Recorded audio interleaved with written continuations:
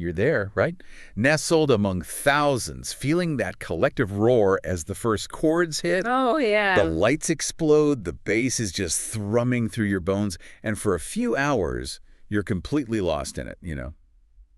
A single pulse in this huge sea of fans. It's an incredible feeling. Electric. Totally unforgettable. But have you ever stopped, like even for a second, to think about the intricate, almost invisible stuff that makes sure that amazing moment is also, well, safe? Probably not. Most people don't. They're there for the experience. Exactly. So today, we're doing a deep dive into exactly that. The science behind crowd density and safety management, especially for these massive high-energy events. Our mission really is to pull back the curtain a bit, show how venues handle that tricky balance between fun and risk, what kind of calculations go into it, and the theories that turn potential chaos into something that actually runs smoothly. And we've got a great example to look at. We do. To really see how these ideas work in the real world, we're going to look closely at the Imagine Dragons Mercury World Tour concert. Specifically, the one at Baku Olympic Stadium. Yeah, what's really fascinating there, I think, is seeing how something as complex and, let's face it, unpredictable as human movement on a massive scale. Right. How that gets distilled down into numbers, into metrics, into actual strategic plans. It's genuinely a blend of art and science, anticipating everything. From a sudden surge of excitement near the stage. Exactly, to just the basic flow of thousands of people trying to get a drink or find the loo, all while making sure nobody feels overly managed. Safety without feeling policed. Okay, so let's unpack this. At the very core, the absolute foundation of keeping thousands safe is this concept called crowd density. The starting point. On the surface, it sounds dead simple. It's just the number of people divided by the usable area, usually in square meters. Right. So like the example, if you've got 5,000 fans in a space that's 2,500 square meters, that works out to 2 people per square meter. Easy. Seems easy, but the implications of that number, they're huge. Yeah, tell us about that. Why is this simple calculation so critical? Well, precisely because it's foundational. It's not just about doing the math. It dictates everything else. It directly impacts how comfortable people feel, obviously. Sure. How easily they can move around, and crucially, how quickly emergency responders could get through if, heaven forbid, something actually happened. Right. So getting that number wrong at the start means everything else is off. Exactly. It's the bedrock. If your density calculation is flawed, your entire safety plan is built on, well, shaky ground. It forces planners to really confront what usable space even means. Okay, so it's not just the total area of the venue. Not at all. You might look at a blueprint and see a huge open field, but then you factor in the stage, the sound towers, the barriers, the vendor stalls, maybe even just queues for the toilets. Right, all the stuff that takes up space or blocks movement. Precisely. All that has to be subtracted. You're only interested in the actual space where people can physically be. Overlooking that. That's how a seemingly safe density number becomes dangerously misleading very quickly. Okay, so it's a meticulous process. How do event planners actually do this day to day, especially for big events? Well, it starts with that first challenge, accurately measuring the usable area. As we said, it's not the total footprint. Right. Planners painstakingly map it out, often using CAD software now. They exclude stages, sound desks, merchandise booths, concession stands, fences, VIP areas, anything that obstructs flow. So they're laser focused on just the open spaces. Exactly, where people will actually gather, stand, move. Sometimes they even model things like queues forming to see how that dynamically changes the usable space during the event. Wow, okay, that's detailed. It has to be. Then, once they have that precise usable area figure, they need to estimate or count the attendees. Which is easier for some events than others, I imagine. Definitely. For ticketed events like the Imagine Dragons concert, it's relatively straightforward. You've got advanced sales data, maybe counters at the gates as a backup. But what about, say, a free festival in a park? Yeah. Or a parade? Yeah, that's much tougher. There, they might use multiple entry counters if possible, or increasingly they use aerial imagery, drones even, to get real-time visual estimates. Right. A common technique for those open events is to divide the whole area into smaller zones. Estimate the density in each zone, then add them all up to get a picture of the whole crowd. It's more dynamic. Got it. So you have the usable area, you have the number of people. What's next? How does that become a safety plan? That's where density categories come in. This is where the raw numbers meet the safety guidelines. Most international standards, based on lots of research and sadly learning from past tragedies, Yeah. they strongly recommend not exceeding 4 to 5 people per square meter, max. 4 to 5. That feels quite packed. It is, and pushing beyond that, the risks climb very, very quickly. So why that specific number? Why is 4 to 5 people per square meter the sort of the threshold? That's a really important question. It connects directly to physiology, to the physical limits of the human body when it's squeezed. Okay. Medical evidence, unfortunately gathered from studying crush incidents, shows that if you have sustained pressure of around 300 pounds on your chest Wow. for maybe only 2.5, 3 minutes, that can starve the brain of oxygen. It can lead to severe injury, even death. Gosh. So it's literally about having enough space to breathe and stay upright. Exactly. It's not just about being uncomfortable or getting bumped. It's about preventing life-threatening compression asphyxia. It's a stark reminder of why density management is so utterly critical. That really puts it into perspective. So planners aren't just looking at spreadsheets then. They need to visualize this. Absolutely. They use visual aids all the time. They'll have reference photos showing what 1, 2, 3, 4, 5 people per square meter actually looks like in a real crowd. Ah, okay. To make it tangible. Precisely. They use special crowd calculators. Sometimes they overlay digital grids onto aerial photos or 3D venue models. It helps them develop an intuition for how a crowd might behave in that specific space, spot potential pinch points before they happen. Makes sense. So it's density, but what else is critical? You mentioned dynamics. Yes, 2 other huge factors. First, emergency egress rates. This is, well, it's paramount. Everything hinges on this. Getting people out quickly if needed. Extremely quickly. Exits have to be designed so the entire venue can be evacuated, typically within about 8 to 10 minutes. 8 to 10 minutes for tens of thousands of people. That sounds incredibly fast. It is, and it relies on a standard flow rate calculation. Roughly 82 people per minute per meter of clear exit width, assuming it's flat ground. 82 people per minute per meter. Where does that number come from? It's not arbitrary. It's derived from decades of research studying how people move, escape behaviors, fluid dynamics applied to crowds.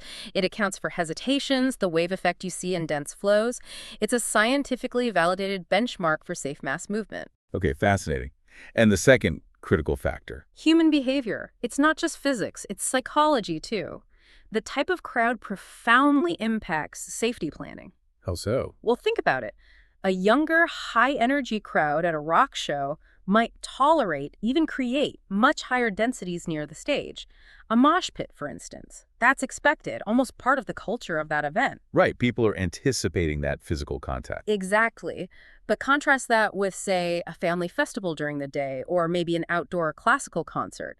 People there need much more personal space. For comfort, for kids, strollers, just general safety.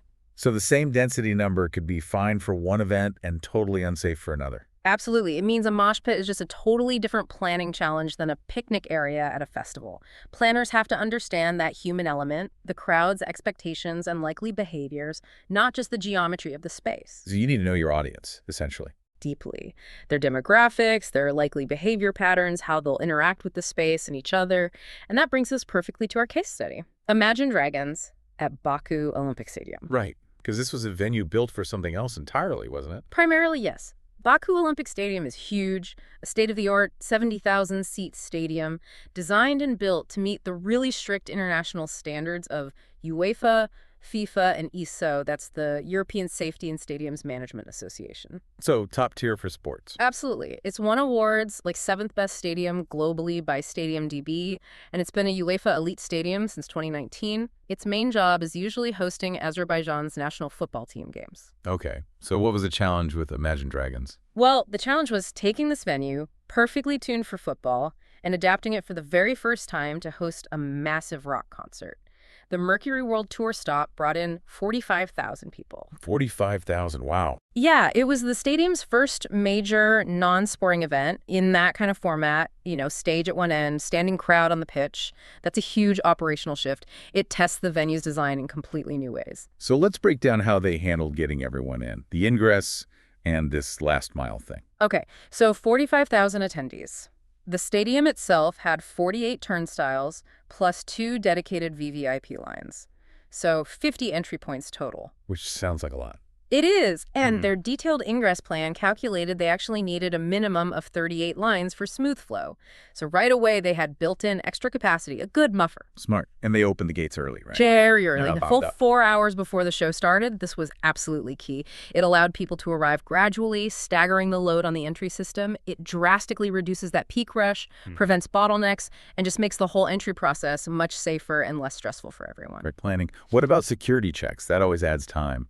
It does. And they implemented a full body search at every entry point. So they factored that into their calculations. They figured, okay, 45,000 people, estimate maybe 300 people per hour per line with that level of search. Right. Times 4 hours of gates being open, that comes out needing those 38 lines.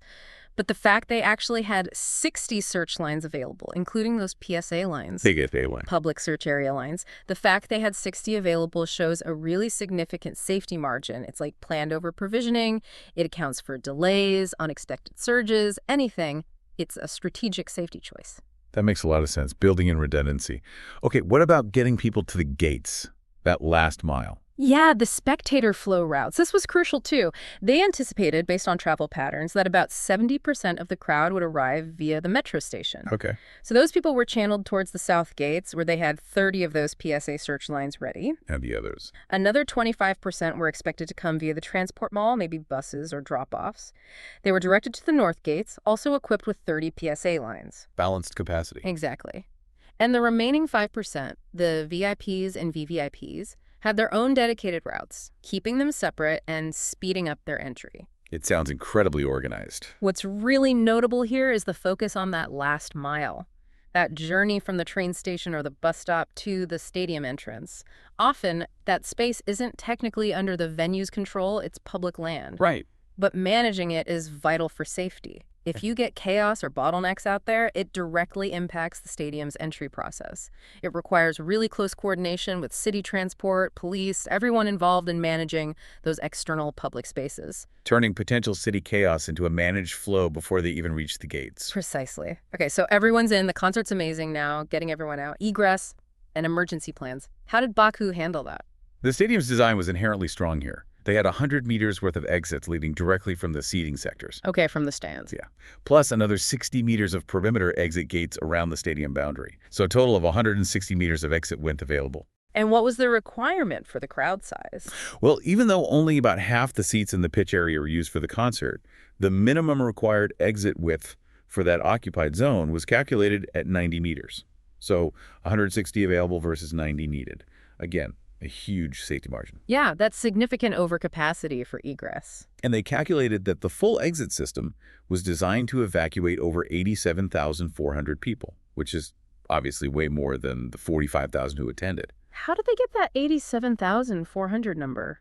It was based on a formula using the total theoretical capacity, that standard 82 people per minute per meter flow rate, assuming an 8-minute evacuation, and adjusting for the specific widths and types of exits they have. Okay, so it's a robust calculation showing the venue is designed for much larger crowds than even this big concert. That's a fundamental safety principle. Always design egress for more than your expected peak attendance. Definitely. And the egress flow plan mirrored the ingress, 70% directed back to the metro, 25% towards the transport mall, and the 5% VIP VVIPs using their separate routes. They even designated specific gates with different widths, like a big 30-meter one at South C and others at 20 meters, to handle the volume smoothly and avoid merging conflicts. Optimizing the flow out, just like the flow in. Very systematic. Now, here's where it gets really interesting, I think. Moving beyond just the numbers and dimensions and into understanding the crowd itself, they use something called ramp analysis. Oh, yes, ramp. It wasn't just about planning for bodies in space, was it? It was about thinking about the types of people and how they might behave. Exactly. Ramp is a fantastic diagnostic tool. It stands for routes, areas, movements, and profile. It forces you to look at the event through these 4 specific lenses. Okay, so how did that play out for the Baku concert? Let's start with our routes. For routes, the analysis basically confirmed those 2 main flows we discussed. South gates for the metro users, north gates for the transport mall users, plus the VIP routes. Just clearly identifying those main arteries is step 1. Where are people supposed to go? Got it. Then A areas. What do they look at there? This was interesting because the gates opened so early. The ramp analysis showed a clear, predictable shift in which areas were busiest over time. Like? Well, maybe an hour before gates open, the last mile pathways and the ticket help desks outside were the hotspots. Then, once ingress started, the south gates got busy first, then the toilets and food stalls inside the concourse. As showtime got closer, activity picked up at the north gates and the transport mall again.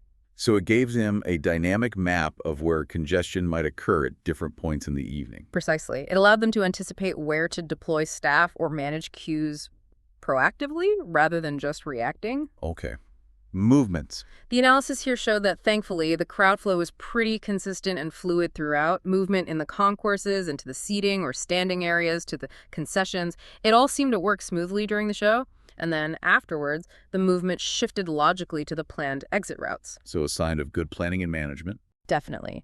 It indicated that the internal circulation design and the real-time management were effective in preventing major blockages or unexpected surges. Right. And the last letter. P profile. This sounds like the most psychological part. It is, and it was really key for this event. Because it wasn't a football match crowd, the demographic profile was very different. About 70% women and teenagers, 30% men, mostly aged 25-35. Okay. So a younger, perhaps less experienced concert crowd overall. Potentially. And importantly, alcohol is being sold. So this demographic profile immediately flagged a concern. The potential for maybe more disruptive behavior compared to their usual football crowds, especially combining youth and alcohol access. Right. So what do they do about that?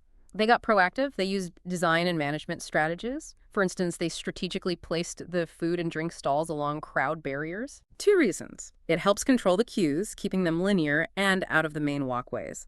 And it subtly uses the barrier itself to manage flow around those busy points. Second, they deployed extra security personnel throughout all the public areas, specifically briefed to look out for and gently de-escalate any problematic behavior before it could cause a wider issue. So understanding the profile led directly to specific preventative safety measures. Exactly. That's the power of RAMP. It moves beyond generic plans to tailored actions based on the specific crowd you expect. And this whole layered approach ties into an even broader framework they used. DIMALIST. DIMALIST. Okay, break that one down for us. Sure. It's another really well-regarded system for managing crowd risks systematically. It looks at 3 main influences: design, information, and management. And it applies these across 6 distinct phases of an event: arrival, last mile, ingress, circulation, egress, and finally dispersal. Wow, okay, so it covers the entire life cycle of the event attendee's journey. The whole thing. Let's look at how it worked in normal operations at Baku. For design, think about arrival. They used soft ticket checks early on, lots of open space near entrances, guided by barriers and staff. Gentle guidance. Yeah. Last mile, clear signs, those big VMS message boards. Ingress, defined queuing systems feeding those 50 turnstiles. Circulation, wide ramps, spacious concourses inside. Egress, using all the turnstiles plus emergency gates plus those vomitaries. The wide passages from the pitch, all channeled by barriers. So the physical design supported the flow at each stage. What about eye information? Multi-channel. They use social media heavily beforehand, the venue website, info desks set up in city malls. Then inside, clear signs everywhere, pre-recorded messages in Azerbaijani, volunteers ready to help, lost and found points. Information was constant and accessible. And management. This was all about collaboration.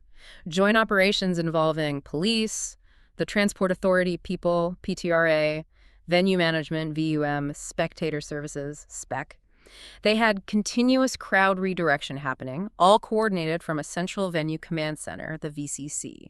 Constant communication between all agencies. That coordination sounds crucial. It's the backbone. Now, just as vital is how DIMALIST plans for emergency operations. Right, the what if. Exactly, for design in an emergency.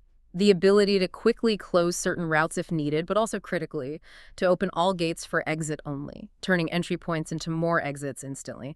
Plus, having those wide concourses and ramps leading to designated safe muster points, like in the parking lots. Smart. Information in an emergency. Amplified. Using the powerful PA system, turning on all the lights for visibility, displaying urgent messages on the big screens, and having staff and volunteers giving direct, clear instructions on the ground. And management. All hands on deck. All agencies immediately deployed, coordinated by the VCC police, venue management, security, crowd management teams working together to manage the response smoothly and quickly. So DIMALIST really forces you to think through every stage, normal and emergency, considering design, info, and management for each. Precisely. It prevents things falling through the cracks. It's about anticipating what could happen and having a pre-planned, integrated response ready for it, not just hoping for the best. It sounds incredibly thorough. You mentioned communication earlier. They even analyzed how effective different channels were, right? They did, yeah. The report had this fascinating matrix. It showed, for example, that social media, Instagram, Facebook, TikTok, X, was super effective for the 12 to 25-year-olds. Makes sense. But for the 35-plus crowd, traditional radio was actually much more effective for getting key messages across. This level of detail is vital. You need to know how to reach different segments of your audience, especially in an emergency. Using the wrong channel means your message might not get through, or worse, might not be trusted. Right. If people expect updates via app and only hear a PA announcement, they might ignore it. Exactly. The channel becomes part of the message's credibility.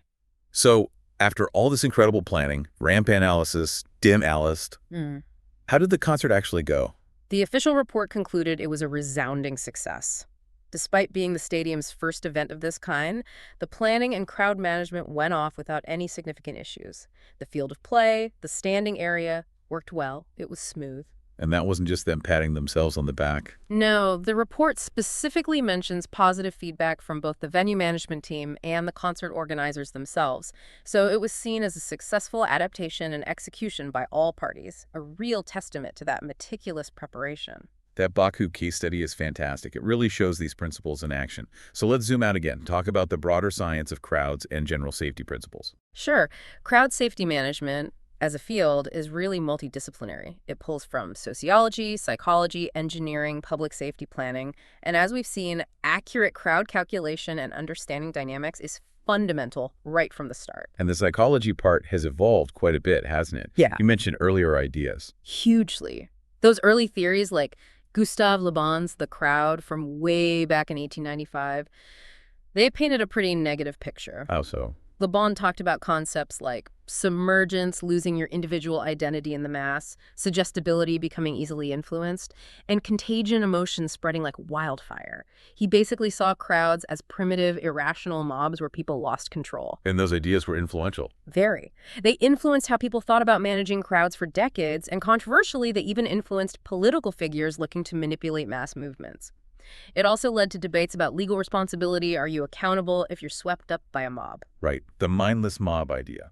Exactly. Thinkers argued back and forth. Some said crowds brought out criminal instincts, others that people just imitated each other uncritically. Even Freud weighed in, suggesting group settings unleashed unconscious impulses.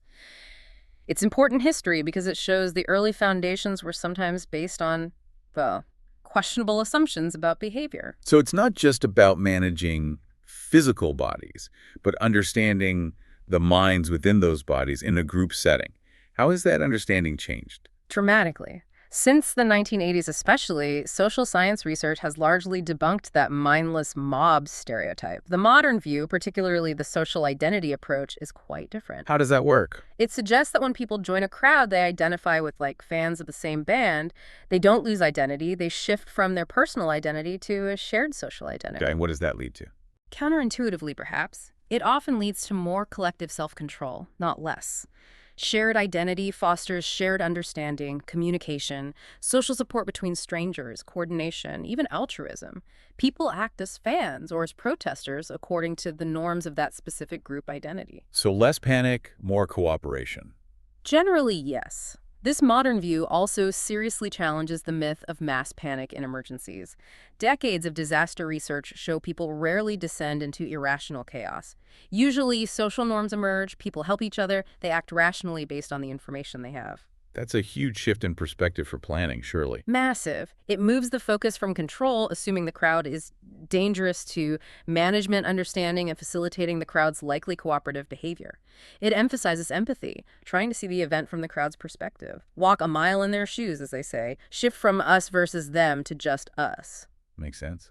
And alongside the psychology, there's the pure physics of it all. Crowd dynamics. Right. That's about analyzing the physical stuff. Density, flow rates, movement patterns, often using complex modeling, sometimes borrowing ideas from fluid dynamics to predict how the human fluid will move, where jams might occur. So bringing all these threads together, psychology, physics, lessons learned, how do they get integrated into actual event planning? Well, first, adherence to official guidance is key. Documents like the UK's Green Guide aren't just suggestions, they're often the standard. They compile best practices on everything from modeling to emergency planning to communication based on years of experience. Sticking to the rule book, essentially. Pretty much. Another core principle is differentiating spaces within the venue. We talked about usable area, but planners also distinguish between static spaces and dynamic spaces. Okay, what's the difference? Static spaces are where people mostly stand still, like right in front of the stage, or viewing areas. These naturally have higher densities and specific risks like crushing. Dynamic spaces are where people are mainly moving paths to exits, bars, toilets, walkways. These need to be kept clear of hazards and designed for smooth flow.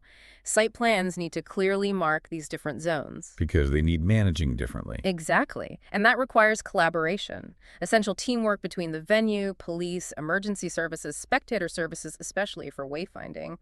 Clear signs are great, but often you need trained staff visibly guiding people, maybe interactive maps now, too. It's all about preventing congestion and confusion proactively. Which leads to that idea of proactive management over reactive control. Precisely. The goal is crowd management preventing problems before they start. Crowd control is what happens when management fails, and you have to react, often forcefully, to disorder. Good planning aims to avoid ever needing crowd control. And that's where those advanced risk assessment methods come back in. Dim Alice and ramp. Yes, they are the tools for achieving that proactive management. We saw Dim Alice in Baku design, information management across arrival, last mile, ingress, circulation, egress, dispersal. It's a systematic way to identify risks at every stage, assess how bad they could be, and plan how to mitigate them. It forces that holistic view, right? Yeah. How design affects info affects management. Exactly. It breaks down silos, and it strongly encourages learning from past incidents, what went wrong elsewhere, and how can we prevent it here. It integrates the crowd dynamics and the risk assessment beautifully. And ramp analysis routes, areas, movements, profile complements that. Perfectly. Ramp is more of a diagnostic tool for a specific event. Evaluate the planned routes, map the key areas and how capacity works, analyze the expected movements, and crucially, understand the profile of the specific crowd. To pinpoint hazards. Yes. To spot potential bottlenecks, overcrowding risks, conflicts between different flows, and then assess likelihood and consequence. Based on that, you prioritize actions, better information, controlling access, deploying more staff, activating specific plans. And these aren't just plans you make once and forget. Absolutely not. That's the key thing connecting this to the bigger picture. Frameworks like Dim Alice and RAMP are living models. RAMP, especially, needs constant monitoring during the event. Crowd conditions change weather, delays, incidents. So you need real-time data. You do, from cameras, sensors, staff on the ground, feeding back into the assessment so you can make dynamic adjustments. The plan has to adapt to reality. And there are supporting tools, too. You mentioned a time matrix. Yeah, that helps visualize how density and movement change over time. Like we saw in Baku, busiest areas shifting from outside to entry to inside to exit, helps resource planning, and the communication matrix knowing which channel works best for which demographic. Crucial for getting messages out effectively. It's all about identifying and managing hazards, ultimately. What are the main types of hazards planners worry about? They fall into a few categories. Hazards from the crowd itself. Surging, swaying, which can lead to crushing or falls. Dangerous behaviors like climbing on things, throwing objects. Okay. What about the venue or the event? Loads. Pedestrians mixing with vehicles, audiences too close to risky activities, temporary structures collapsing, poorly lit or uneven routes, not enough exits or exits being blocked, stalls or queues obstructing flow, equipment failure like turnstiles breaking, and fire risks, obviously. And accidents. They usually have multiple causes. Almost always. It's rarely one single thing. Safety experts talk about the Swiss cheese model. Accidents happen when holes in multiple layers of defense line up. These factors can be human, fatigue, poor training, mechanical, faulty gear, design flaws, or environmental, heat, poor light, terrain. It's usually a combination. Which underlines that point about learning from the past. Absolutely. As Saniana said, those who cannot remember the past are condemned to repeat it. Learning from incidents, even near misses, is fundamental to improving safety. Think about that Lafayette Theater fire in 1911. Right, the audience got out. 3,000 people evacuated safely in minutes. Amazing egress design for the audience. But 11 staff died backstage. It shows you need that meticulous planning everywhere for everyone, not just the main crowd areas. Backstage, staff areas, they all need the same rigorous safety focus. So, wrapping this all up, it's clear that effective crowd safety management is incredibly complex, pulling from so many different fields. It really is. It's this fascinating mix of hard data density calculations, egress rates, with a really deep, empathetic understanding of human psychology and how people behave in groups. And we've seen how frameworks like Dim-Allist and RAMP provide that systematic approach, not just ticking boxes, but really thinking through risks and mitigation at every single stage. Yeah, and the Imagine Dragons concert in Baku is such a strong example of that in practice, taking a venue designed for sport, adapting it for a massive concert for the first time, Yeah. and doing it smoothly and safely through meticulous planning, following international standards, and constantly monitoring. It shows it can be done, and done well. It really is a testament to the often invisible work of these safety professionals, isn't it? That allows the rest of us to just go and have these amazing collective experiences without really thinking twice about the layers of planning keeping us safe. It absolutely is. Their dedication lets us just enjoy the moment. So a final thought for you, our listener, to take away from this deep dive. Yeah, this raises an interesting question for you. The next time you find yourself immersed in a big crowd, it could be a concert, a festival, even just a really busy shopping street or train station, what might you notice differently now? Yeah. Knowing a bit about the calculations, the psychology, the planning frameworks, might you see the subtle signs of crowd management, the design of the space, the flow of people, the information being provided? How might that awareness change your own experience?